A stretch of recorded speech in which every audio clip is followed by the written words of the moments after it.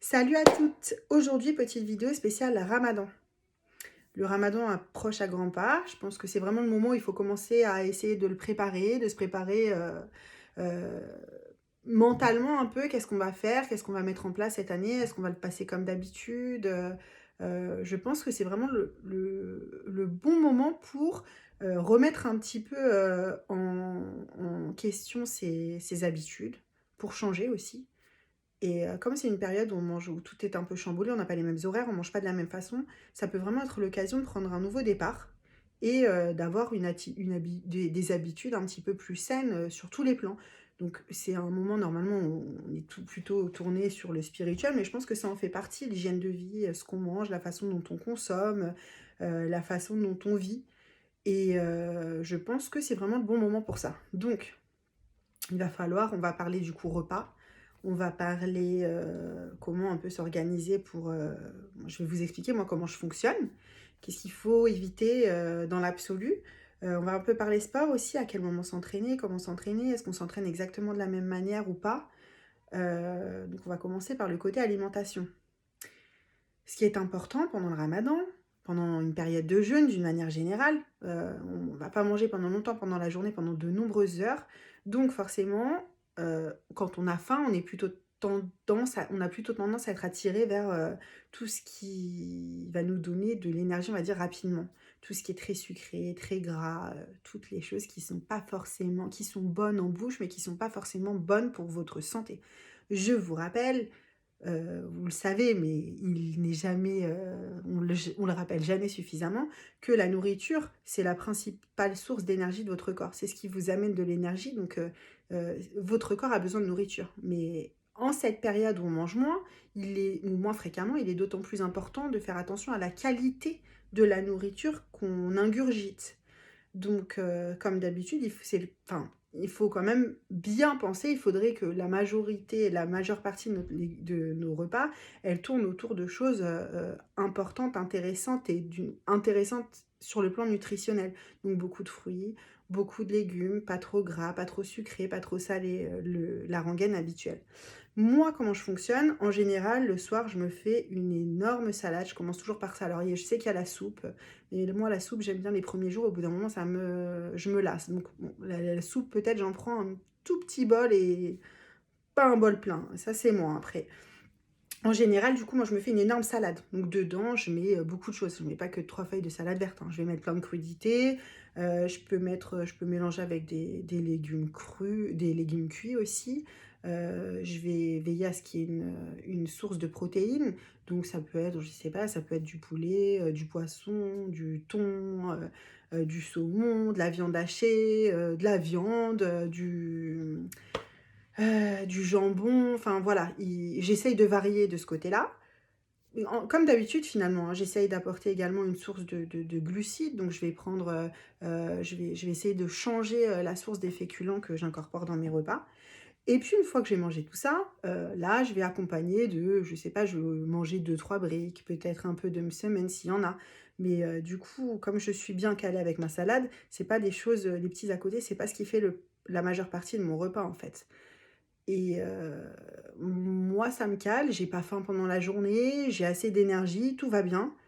Mais du coup, je pense que c'est beaucoup mieux de fonctionner comme ça. Si vous commencez votre repas par une grosse portion, même des légumes vapeur, des crudités si vous voulez, mais par une bonne source de fruits et de légumes, déjà ça va vous caler, mais ça va vous apporter surtout les minéraux, nutriments, vitamines dont vous avez besoin.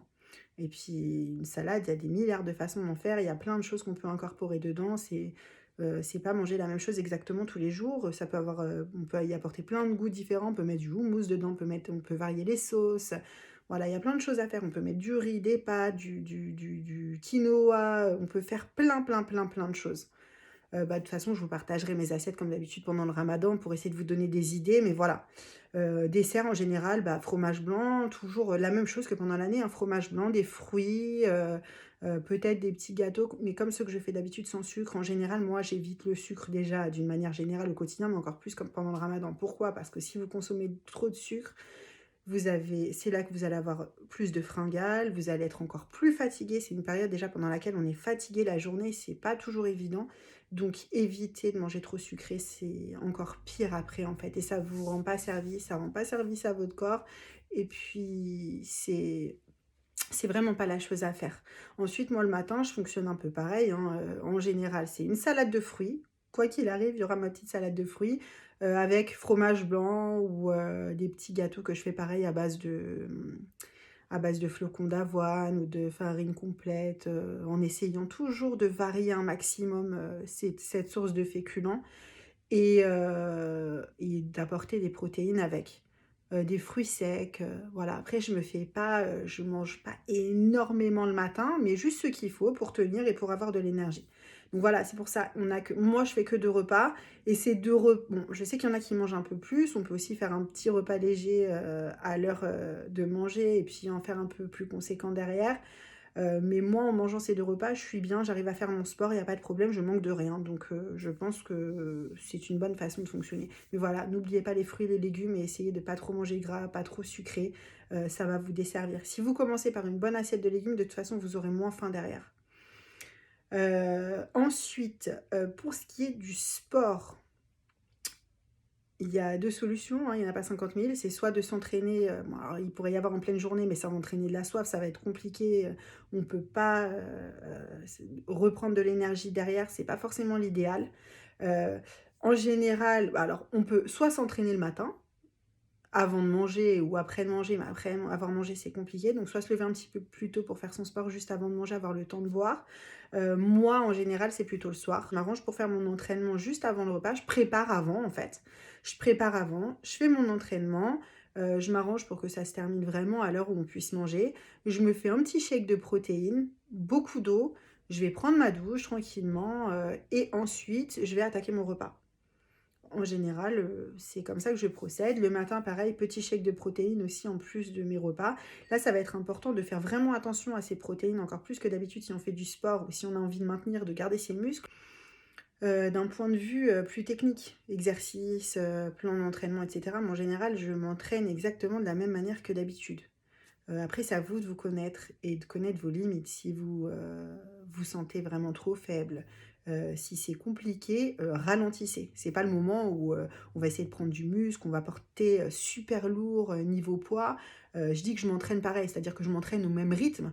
Par contre, niveau usage de poids, on va ralentir parce qu'on va forcément avoir un petit peu moins de force pendant la journée. À vous d'adapter. Niveau fréquence d'entraînement, je vais pas changer grand chose, je vais continuer à m'entraîner 4 fois par semaine, à aller courir. Il faut savoir que je suis même déjà allée courir en pleine canicule pendant, aux périodes pendant lesquelles le ramadan était très long. À partir du moment où vous vous nourrissez suffisamment, pendant les périodes où vous pouvez vous alimenter, où vous buvez suffisamment aussi, je ne l'ai pas dit tout à l'heure, mais ça c'est très important de beaucoup, beaucoup, beaucoup, beaucoup, beaucoup boire. Voire même plus que d'habitude, parce qu'il va falloir que vous vous réhydratiez et vous allez passer un long moment sans l'être. Donc voilà, juste attention au poids utilisé, à ne pas y aller trop fort. Voilà, après tout dépend de chacun, à vous de connaître votre corps et vos limites. Si vous pensez que vous êtes vraiment trop fatigué, ça vaut pas le coup de prendre le risque de se blesser, il vaut mieux ralentir, peut-être 3 fois par semaine, ça peut être suffisant pour s'entraîner. Voilà. Moi, je vous avouerai que j'ai l'habitude, ça m'a jamais rien fait, mais après voilà, je suis costaud, j'ai l'habitude de jeûner, de faire le jeûne intermittent et cetera, de pas manger le matin, de pas manger pendant une longue période, ça me fait rien. Donc voilà. Juste, voilà, attention à l'intensité des entraînements et surtout les poids que vous allez utiliser. Mais sinon, à partir du moment où vous mangez correctement et encore une fois, où vous mangez sainement, vous n'allez pas manger trop sucré, trop lourd, mal, si vous avez assez de minéraux et tout ce qu'il vous faut, il n'y a aucun problème pour vous entraîner durant cette période. Donc, j'espère que ça vous aura donné quelques petites idées. Je ne sais pas comment vous fonctionnez d'habitude, je ne sais pas quelles sont les difficultés que vous pouvez rencontrer à cette période. Mais en tout cas, je pense vraiment, je le répète comme j'ai dit au début de la vidéo, que c'est vraiment le moment idéal pour, euh, pour tout reprendre à zéro en fait. Se dire, voilà, peut-être, et réfléchir aussi, peut-être que j'ai pas de bonnes habitudes, parce que je vous rappelle que trop manger déjà au quotidien, c'est pas bon. Si vous avez accumulé du gras ou si vous accumulez du gras, c'est que vous mangez mal. Forcément, c'est que vous mangez plus que vos besoins. Si vous mangez plus que vos besoins, ça veut dire que vous ne nourrissez pas votre corps comme lui, il en a besoin ou envie, en fait. Donc, c'est pas bon pour vous, c'est pas bon pour votre santé Et du coup, ça peut vraiment être le moment pour, remettre tout ça en question et puis essayer de repartir sur de bonnes bases. Et puis que, vous sevrez un peu du sucre aussi, c'est le moment idéal pour ça parce que, heu, la journée, vous n'en consommez pas. Si le soir, vous arrivez à résister et à essayer de commencer à consommer autrement, en vous focalisant peut-être sur autre chose, sur peut-être la dimension plus spirituelle du ramadan, en réfléchissant un peu, à ceux qui peuvent pas manger, qui n'ont pas la chance comme nous bref, là, je rentre un peu dans une sphère un petit peu privée, hein, chacun, voit les choses comme il veut, je veux pas, déraper sur ce sujet. Mais, du coup, c'est vraiment le bon moment pour, reprendre un nouveau départ et puis ça tombe, heu on approche de l'été, sans vous en rendre compte, vous pouvez commencer à amorcer une perte de poids. Encore une fois, voilà, c'est pas le moment où je vais vous dire: «Ouais, allez là, on se entame un régime», je sais que c'est pas le moment pour ça, mais, avoir trop de gras, avoir du surpoids, c'est pas forcément bon pour la santé non plus. Donc voilà, essayez d'en profiter, pourquoi pas, pour, vous dire: «Allez, cette fois je me lance, heu, je vais essayer d'en profiter pour ce mois-ci, avoir de meilleures habitudes, pour mieux manger, pour être mieux dans ma peau, pour être en bonne santé, pour être bien et heu et puis pour pouvoir vivre différemment». Voilà, tout simplement. Donc si vous avez des questions, n'hésitez pas. Si vous aimez la vidéo, je vous invite à liker, partager, vous abonner à ma chaîne. Si vous pensez avoir besoin d'un coup de pouce, si vous avez envie d'un petit coaching en cette période, avant de démarrer, si vous voulez que je vous suive pendant le ramadan, rendez-vous sur mon site eljam.fr. Vous pourrez booker une séance de coaching avec moi. On pourra faire le point un petit peu sur vos habitudes. Je vous donnerai je réfléchirai par la suite, peut-être qu'il y aura quelques pistes pendant votre entretien, mais notre entretien. Moi, je reviendrai vers vous par la suite avec un bilan écrit qui reprendra un petit peu notre entrevue où je vous donnerai un certain nombre de préconisations à suivre. Voilà, je pense que j'ai tout dit. Sur ce, je vous souhaite une bonne journée et à très bientôt.